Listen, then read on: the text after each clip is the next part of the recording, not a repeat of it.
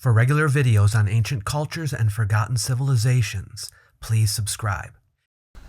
When traveling the world, it's nice to get some perspective, and one great way of achieving that is with a globe. Yeah, globes provide an enhanced sense of context and geographical literacy, which is beneficial to have whether you're a traveler or not. And I especially like MOVA globes, the sponsor of today's video. What's so great about MOVA globes?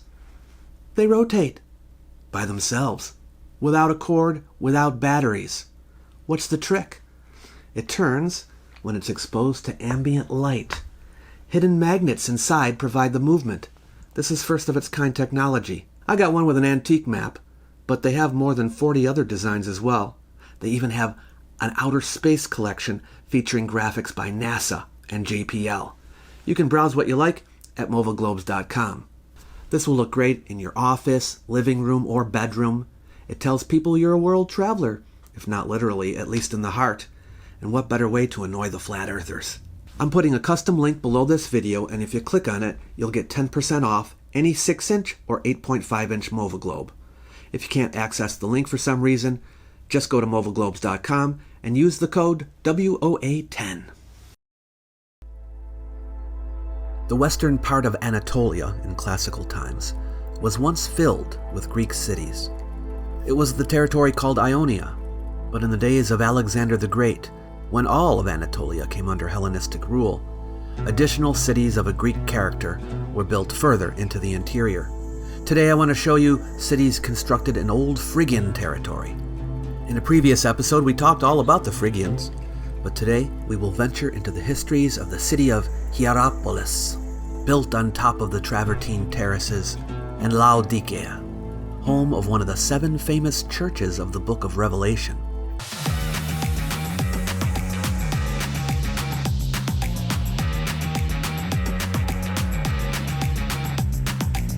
Welcome to the Antiquities Travel Guide, a helping hand for visiting historic places. Follow us to different countries as we search for ancient artifacts.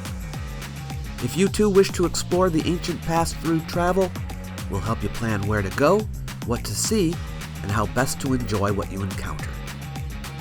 In this series of the ATG, you can accompany Tess and me on our trek through Türkiye, homeland of the ancient Phrygians, Luwians, Trojans, Hittites, Lydians, Galatians, and Greeks. Come on, let's go. Having spent the day in Ephesus, I and Tess and our team, Mustafa our interpreter and Rachel our videographer, headed inland from the coast into the interior of western Anatolia. Our destination?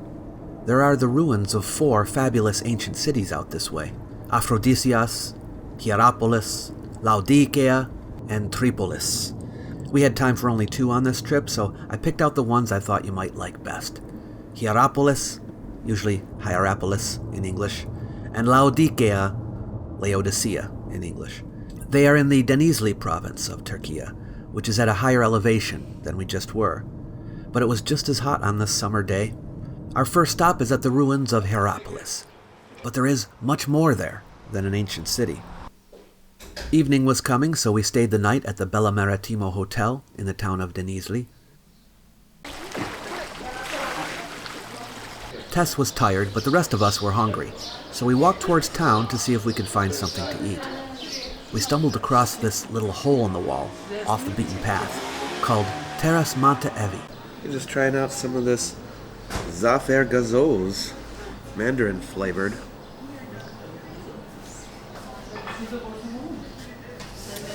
It's a good local drink. But they were called Salm?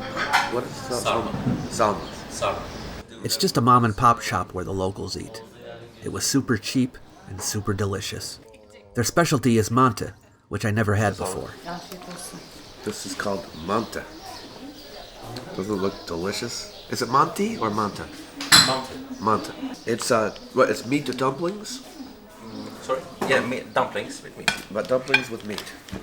With yogurt sauce. Whatever these spices are. What is this, sumac? It's mint. Mint. Dry mint. She misses a lot. Oh my gosh. Oh my gosh. Isn't it like I'm literally dead right now.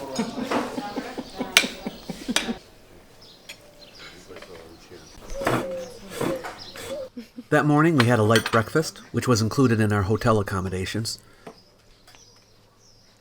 All right, so we are in Pamukkale. This is a very popular spot in Turkey as a tourist destination. There's some great things to see around here. We stayed last night at the Bella Maritimo Hotel. This is a great place. The host has been wonderful, a lot of recommendations. He's given us for places to go, tours and that kind of thing. Breakfast was great, the room was wonderful. There's a nice balcony, we have an amazing pool, and I definitely recommend this place if you are coming to Pamukkale. With our bellies full of fuel, we made the walk towards the site of ancient Hierapolis. Yes, the hotel is within walking distance. Not much is known about the first people to occupy the area. We have found no Hittite remains, but in the early 7th century BCE, a temple dedicated to the goddess Kubelea, in Phrygian, Kybele to the Greeks, marked the area as a sacred and magical place. Though we know the temple was built by the Phrygians, we don't know much else about that early time. The site is built on top of a huge formation of travertine, and from this gate, the only way to get to the ancient ruins is to walk up it. But that's part of the fun.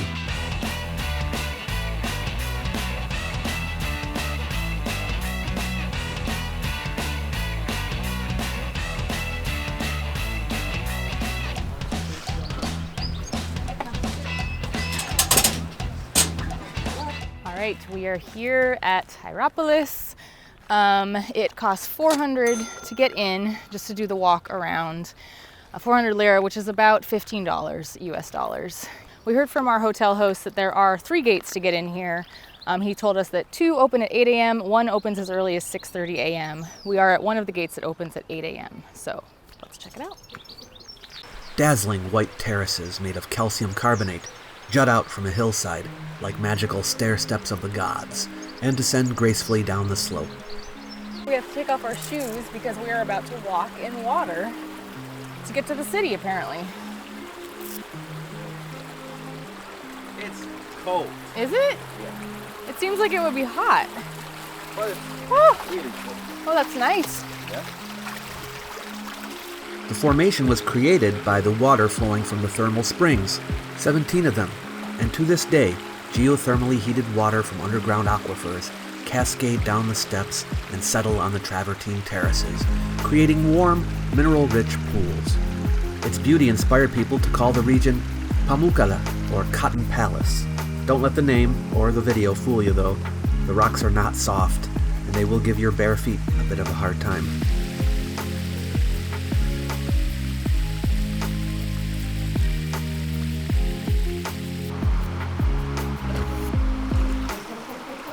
The water is the perfect temperature.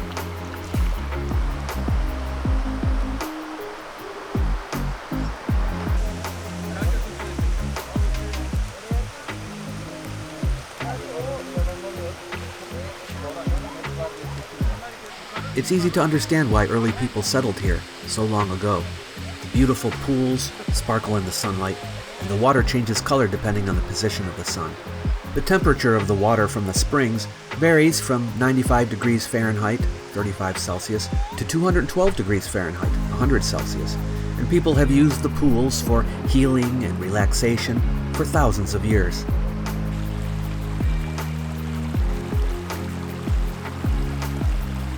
This water is really warm. It's crazy.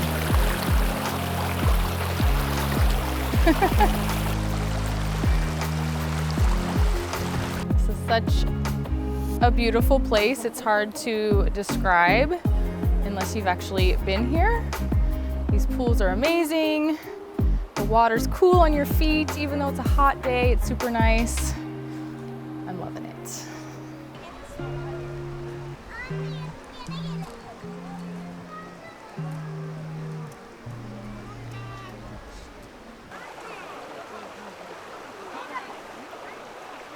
There probably were people living around the Temple of Kybele for a while by the time Alexander took over, but it wasn't until after he died and the Seleucids held sway here that a city was officially established.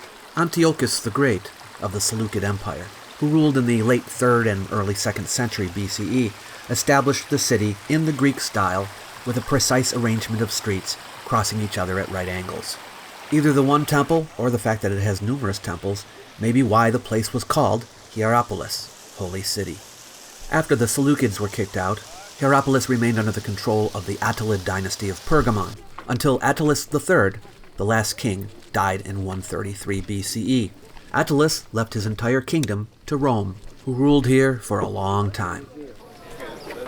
740 for 1 hour. That's not too bad. Shoot, go away. For that Kick one. him out. A convenient way to get around the site is by renting a cart, but you can't drive them yourselves. Someone has to take you.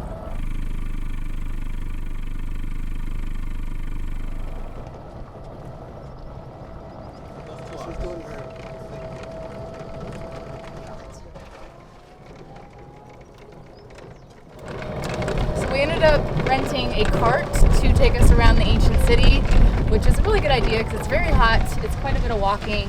It was 740 lira, which is about 28 US dollars. I think it's well worth it.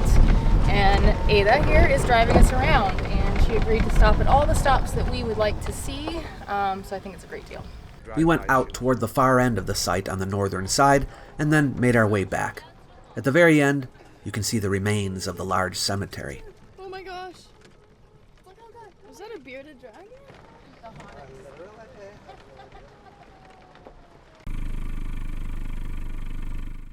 So here we are at the, well, we're just north of the North Gate, so we're on the outskirts of town here. But this is the remnants of the Bath Basilica, or the Basilica Bath. Actually, it was a bath first, and then it became a basilica. So yeah, they built these baths here in the 3rd century, and they were updated a bit in the 6th, and then later the church took it over and it became a basilica, because, you know, bath buildings look nice. So easy conversion into a church. Here we are at the gate into the city. This is the Frontinus Gate, named after Sextus Julius Frontinus, who had it built. Originally, you see this inscription up on top? It's kind of fragmentary, and when they first found it, they thought it was from the reign of Caracalla. Turns out, no. Further investigation has revealed it's from the reign of Domitian, and it's from 84 CE. Look, you can see his name up there at the top, part of it anyway. Sex, that's abbreviation for Sextus Julius from Frontinus. And then it's also in Greek below. And Frontinus was the governor of Asia Minor, so he's a big name around here. And he also had been the governor of Britain, where he had distinguished himself in battle against the Welsh. He not only made the Frontinus Gate, but he made the Frontinus Street leading into the city, and the cloaca, that's the sewer under the street that stretches all the way down. Do you see these stone blocks that it's made out of? This is travertine. Yes, the very stone we were just walking on with all the pools. Yeah, they quarried it here and built things out of it.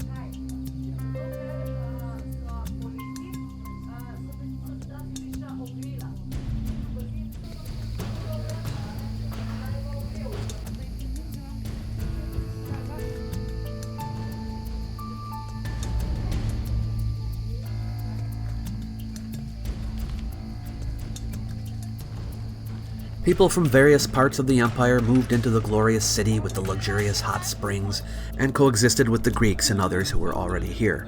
A large Jewish community had moved to the city as well and had grown prosperous.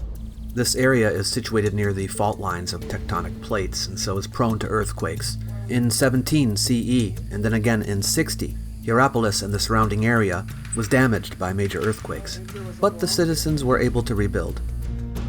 Yeah, she just wanted to move as he lost his shoe from the cart.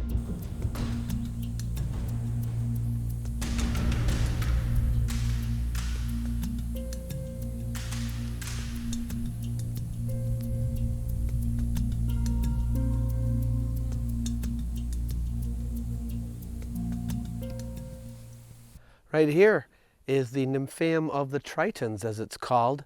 It was a nymphaeum, stretched all the way along here. This was built during the reign of Alexander Severus in the 3rd century. Now there would be a wall here, and this would all be filled with water right in here. There were 70 columns going along the back. These little semicircles here, people walked up in here and were able to gather water. There's a few better preserved ones down here. Let's see. These little alcoves here. See? And I wouldn't doubt that there were statues on top of these. But yeah, this all would have been filled with water. 7,000. I'd say 8,000. I say 9,000.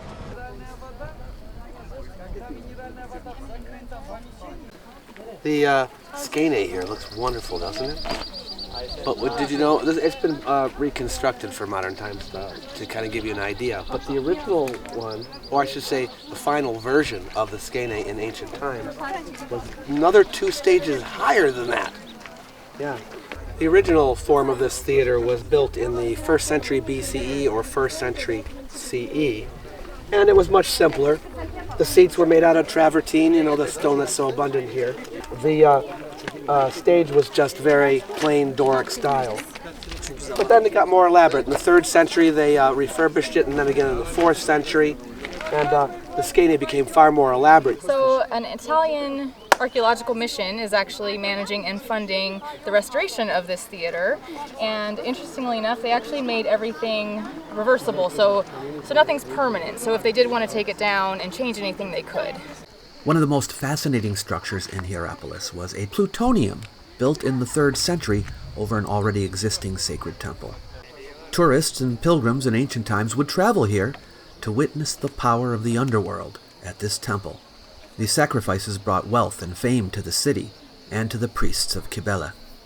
This is a place where the thermal springs flowed out, and it was made into a sacred place dedicated to Pluto, or Hades in Greek, beginning in the 2nd century BCE. And it was added to over the next few centuries up till the 3rd century. The Italian mission reconstructed the statue of Pluto that would have been here. It was just found in fragments, but there you can see him, very large, along with his dog, Kerberos, who guarded the gates of the underworld. They thought this led to the underworld because lethal gases came out from there. It's carbon dioxide. And to sacrifice bulls to Pluto, the priests of Cybele, who apparently were unharmed by the gases, would go there and they would take the bulls there and let the bulls die of asphyxiation from the CO2, and they would be sacrifices to Pluto. The mist from the cave was considered to be the breath of the underworld.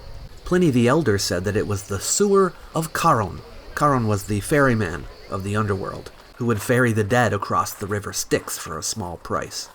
People believed the priests were protected by the divine and so could withstand the evil mist that crept up from hell.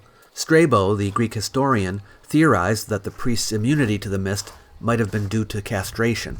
They were eunuchs, after all. The cave in the temple's theater, believed to be the gate to hell in ancient times, is actually a fissure in the earth that emits volcanic carbon dioxide in deadly concentrations. A scientific study measured the concentrations of the deadly gas over a period of time and discovered that the gas dissipates during the day when the sun is bright, but at night it builds up. And because the carbon dioxide is heavier than air, it collects at ground level and spreads over the theater floor in concentrations that would kill a human within a minute. It's believed that the priests of Cybele knew how deadly the mist was and also knew that they were tall enough to avoid breathing the poisonous gas that accumulated on the arena floor, and possibly knew to hold their breath when entering the cave, as it's believed they did on occasion. The study was important as it explains how this and possibly other plutoniums in ancient times functioned. But it also reinforces the stories that Pliny the Elder and Strabo told as they tried to explain what must have been a magical phenomenon to them. Their accounts were generally accurate and without exaggeration, giving credence to them as ancient sources. We then decided we wanted to try out Hierapolis' thermal springs for ourselves, and you can do that here. So we are here at the Cleopatra pools. It is an additional 200 lira to get in here, which is about $7.70 or 80 cents per person. You are not allowed to wear sunscreen in here, so just FYI, that is a rule they have, and we're going to go take a swim. Always. So it's a 20 lira deposit to store your belongings in a locker while you're in the pools. It's actually forbidden to take any photo or video while you're actually in Cleopatra's pools.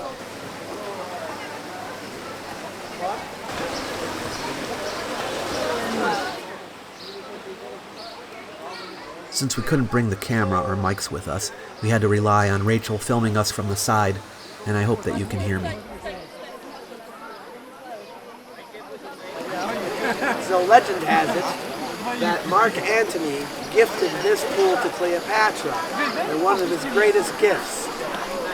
Some people say that it has the powers of eternal youth, but we don't know if Cleopatra ever was here, ever used the pool. We don't even know if this was a gift from Mark Antony. But as you can see, there are remains of ancient temple columns here.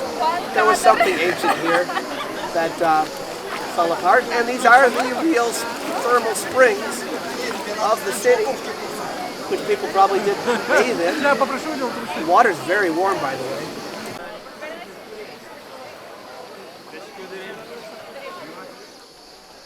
The thermal springs and beautiful travertine terraces attracted visitors to Hierapolis not only as a resort, but as a health spa. Doctors would use the thermal springs to treat patients, and the beautiful adornments of their city reflect the wealth that the people made from this enterprise.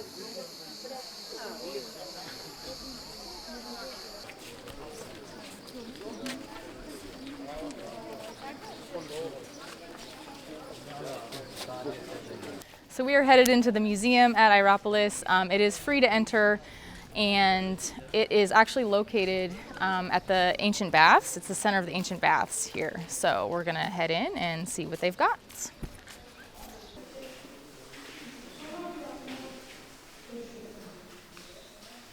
These Roman baths, sitting next to the travertine terraces, were constructed in the 2nd century. They were built from travertine blocks, quarried from the outcropping, and included a large wrestling school called a palestra, and a special large room on the north reserved for emperors and religious ceremonies.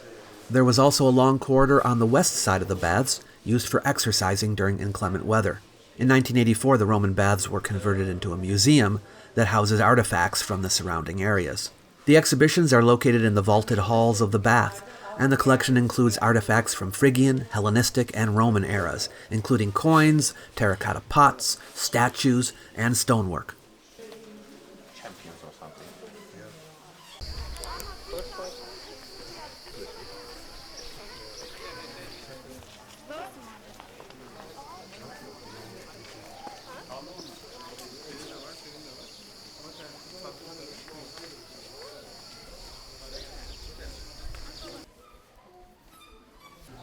This is Eumenes, the king of Pergamon.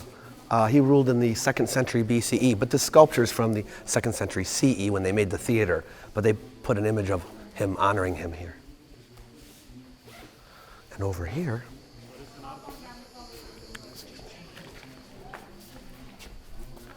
this is another famous king of Pergamon, Attalus III, and he also ruled during the 2nd century BCE, a little bit later than Eumenes, and he also is honored in the theater reliefs.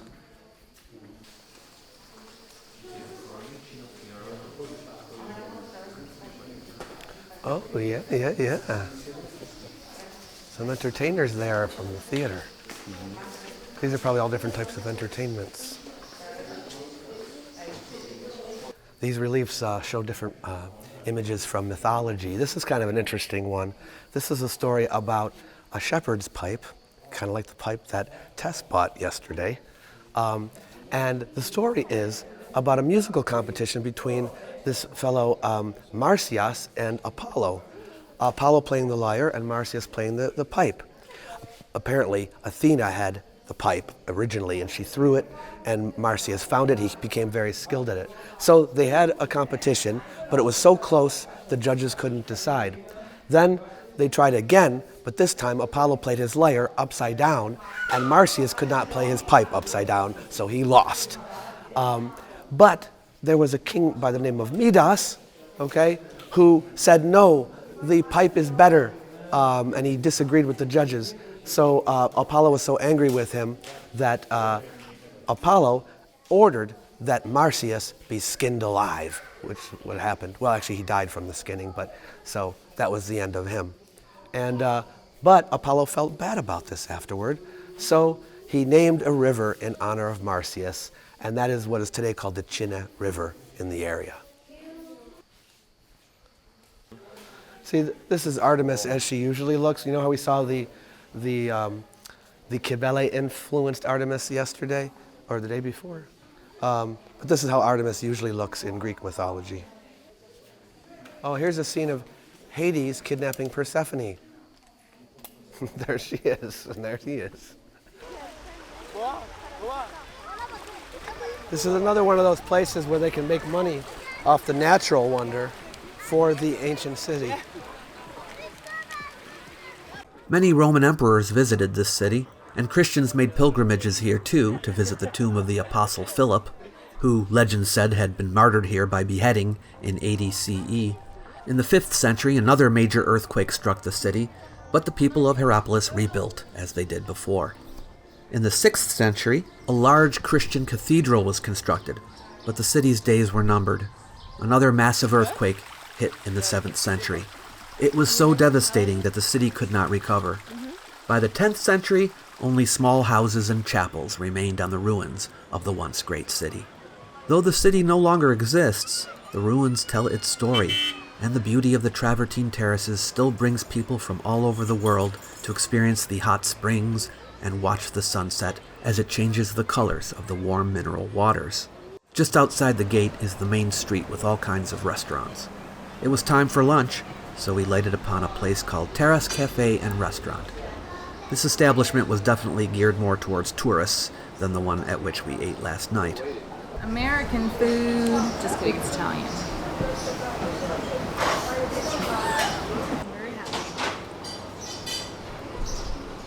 Now I'm kinda jealous. This is called sosna kofta. Sosna kofta. It's called meatballs, but it's not a ball. Squash ball. It's like a pancake of meat. It's a run-over ball. We call all of them truffle. The important point is Laodicea, usually called Laodicea in English, is just a short distance away. Oh, look at this, man. Look at it. Look at it.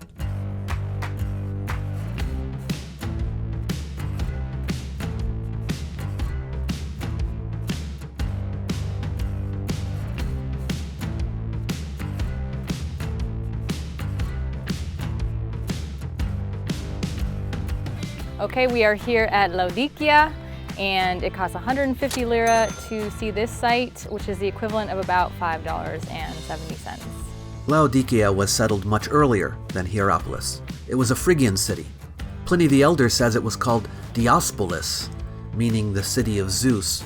Later it was called Rhoas or Rhodas, and not much else is known about the early settlement. But many Greeks came here too. For a time, the kingdom of Lydia controlled the area, then the Persians, and then Alexander. You know the deal. In Hellenistic times, the city came under the control of the Seleucid Empire. During the 3rd century BCE, Antiochus II came here and renamed the city to honor his wife, Laodice, who was also his cousin, not uncommon in ancient history. The city now was known as Laodicea, and the name stuck. But because he gave some other cities the same name, this one was called Laodicea Prostuliku, Laodicea on the Lycus River. Unfortunately for Antiochus's wife, in 250 BCE, in order to end the Second Syrian War, he married Berenike, the daughter of Ptolemy II of Egypt, and then banished Laodicea and their children to Ephesus. 4 years later, Ptolemy II died, and Antiochus sent for Laodicea and remarried her, proving that love never dies. Or does it? Because soon after this, Antiochus suddenly died under suspicious circumstances, and Laodicea ordered Berenica and her children to be killed. Berenica's brother, Ptolemy III, retaliated, and these events sparked the Third Syrian War against Laodicea and her son Seleucus II. So there's probably a lesson somewhere in there, but you can mull that one over yourselves while we get back to the city. We are here at the city gate looking at what's called Syria Street. And Syria Street stretched for quite a distance. The original gates here and the street were built during the reign of Domitian in the governorship of the guy I was telling you about before, Sextus Julius Frontinus. But these towers are part of a later gate, what's called the East Byzantine Gate, which was built in the late 300s during the reigns of Theodosius and Arcadius to strengthen the city's fortifications. All along the street here on both sides were vendors. There would have been a roof over the top to keep the buyers and sellers out of the sun, unlike today. So if you do come here, like we are in the middle of the summer, there isn't really much shade. Laodicea was located on a busy trade route, 10 miles from Hierapolis, and in the years to come it became wealthy and prosperous from trade. Laodicea's primary commodity was textiles, and especially a notable black wool.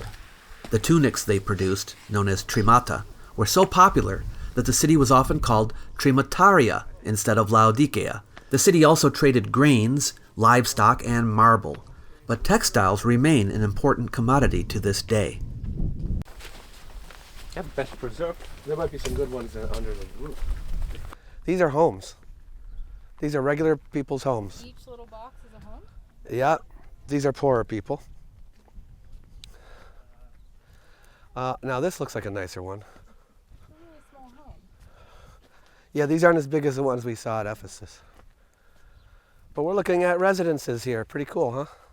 In 223 BCE, Seleucus II's son, Antiochus III, the Great, moved 2,000 Jewish families into Lydia and Phrygia from Babylon, and during this event, many Jewish families landed in Laodicea and Hierapolis and became established here.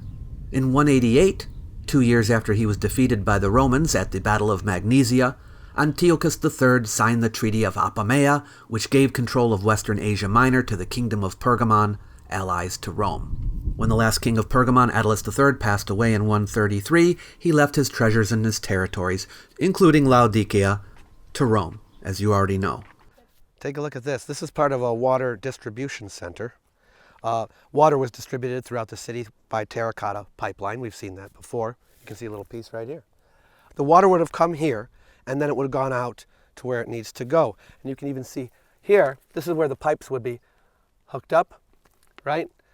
Maybe it would come from the back side and come out here, or there'd be pipes on each side. I'm not exactly sure what this particular stone functioned as, but these little holes may have been to go from a large pipe to smaller pipes.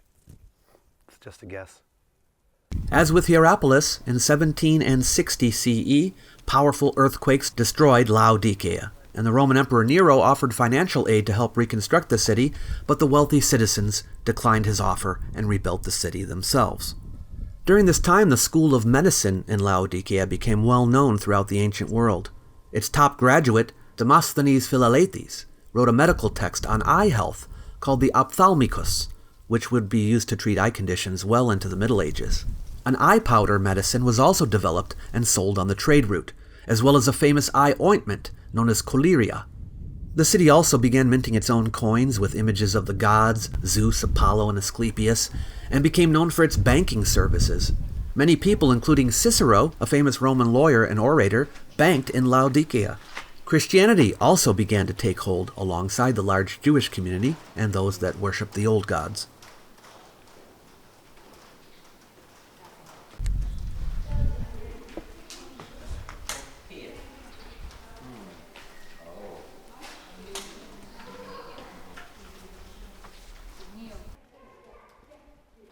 So in 2011, archaeologists uncovered this church. and they believe it comes from the 4th century. It's a very big church. This was right after the time that Constantine legalized Christianity. So it's a very, very early church. And just look at the size of it. It's quite a magnificent church with lots of well-preserved mosaics. Up until the time of Constantine, Christians just met in their houses or above a shop or wherever they could. They didn't often have church buildings. There were a few, but they were uncommon. But then when Constantine legalized Christianity, he started pumping money into the church. And he said, how would you like to have nice basilicas? And they were like, yes. And so buildings like these started to appear.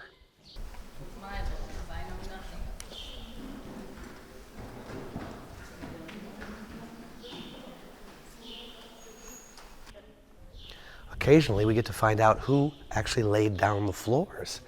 Out there, you'll see a little cross with writing in it, and also over there as well. There were 2 men, one named Alexander and the other named Polycarpos, who were deacons, and they put their names on the floor. And so we know now who did the work.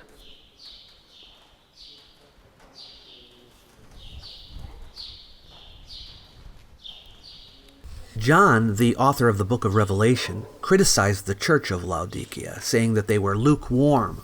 This was both figurative and literal.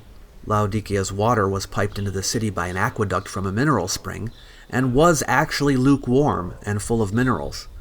But the nearby city of Colossae had cold mountain water, and the nearby city of Hierapolis had the famous hot springs we mentioned before. So they were right in the middle. What did John mean? We don't know.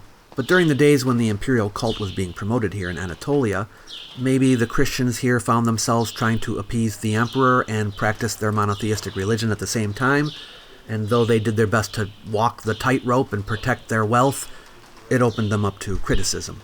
The old church was destroyed in the major earthquake of 494 and was repaired later. Check out this baptistry. The floor, still really well preserved.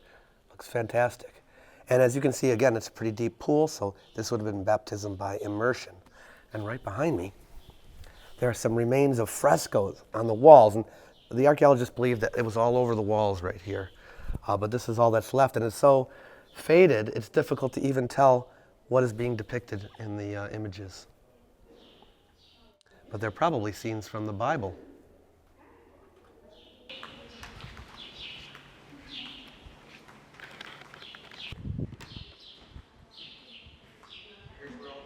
Here's the latrina. Imagine how many priests pooed in these very spots. You can see the pipes to go running all the way down there. There's even a picture here so that we can imagine it. He needs to pull his tuna cup a little He needs bit to more. pull his tuna cup.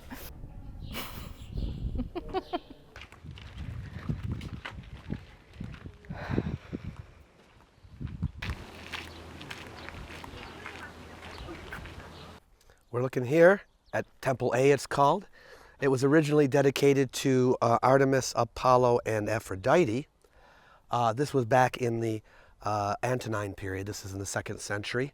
Then it was expanded further in the time of Diocletian. This is the late 3rd century. And the town council met here too, the Boule. And they say that Diocletian and Maximianus, who were co-emperors, were honored in this place. It's a breezy 95 degrees today. Okay, this is getting a bit unbearable. If you want to go back, you can, but Ray and I have to go up a little further. Okay. Sorry, Ray.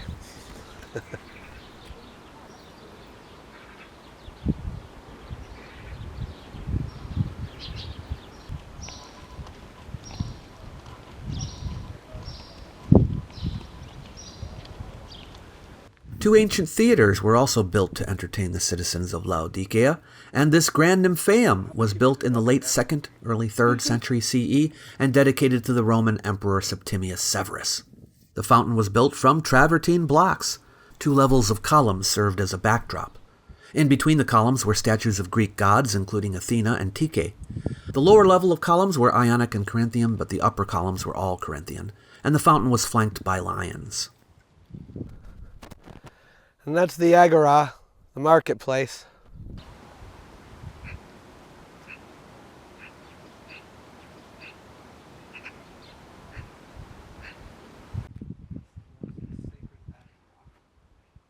This was the central propylon. There was also an east one and a west one, leading into the Temenos, which was a sacred area during the Roman imperial period. Later, when the empire Christianized, the whole area in here was turned into an agora. But check out some of the reliefs from the ceiling up there. Oh, pretty magnificent.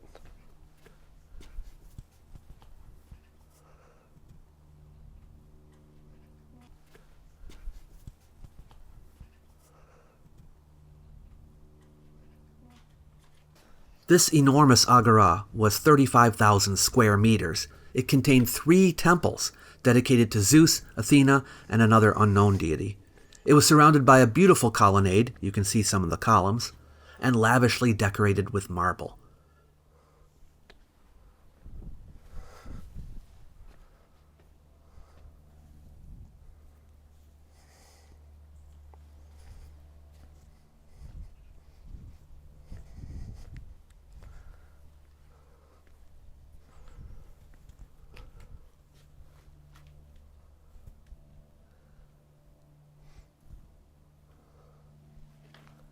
The back wall of the agora was 100 meters long, and the citizens of Laodicea covered it with paintings.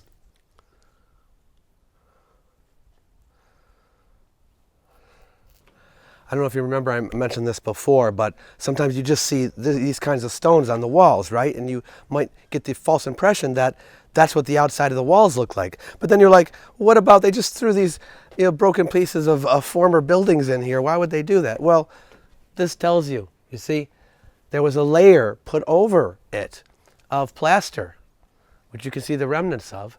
And then sometimes they would even paint the plaster, which they did here. It's a little hard to tell what the images were of. Oh, you can see up in that one, like it looks like a column capital. Oh, so there may have been a building that was portrayed on the building, perhaps. See how there's like a roof with the columns tops along that row? Very interesting. Ooh, there's some really bright paint in the arch. Alas, the beautiful buildings, lavish temples, and wealthy citizens of Laodicea were dealt a final blow in the 7th century, when another devastating earthquake, the same one that laid Hierapolis low, destroyed the city for good. In our next episode, we are traveling north to visit Pergamon, the great capital city of the Kingdom of Pergamon. And if that weren't enough, we'll take you to Troy.